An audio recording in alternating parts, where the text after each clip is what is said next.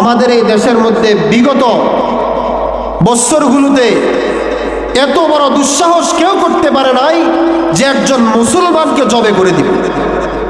গতকালকে যে ঘটনা ঘটেছিল চট্টগ্রাম, দিল্লি তো যাওয়া দরকার নাই মিয়া, ভারতে যাওয়ার দরকার নাই, বাংলাদেশের মধ্যে 95% মুসলমানের দেশে ইসকন নামের এই জানোয়ারগুলো মুসলমানদেরকে ধরে ধরে জবাই করে দিচ্ছে। আমরা আমাদের স্থান থেকে কি প্রতিবাদটা করলাম বলেন? কি প্রতিবাদ করলাম? আমার এক ভাই শহীদ হয়ে গেল, আমি ঘরে ঘরে বসে আছি।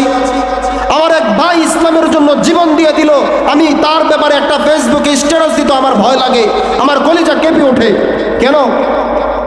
জালেম তো বিদায় হয়ে গেছে মিয়া, নির্যাতন বহুত করা হয়েছিল। বেশি কথা বলবো না, ছোট মানুষ।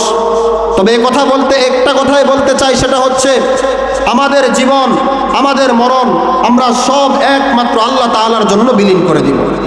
আল্লাহর জন্য যদি, ইসলামকে টিকিয়ে রাখার জন্য যদি এখন যুদ্ধের কথা আসে, আমরা যেতে প্রস্তুত আছি ইনশাআল্লাহ।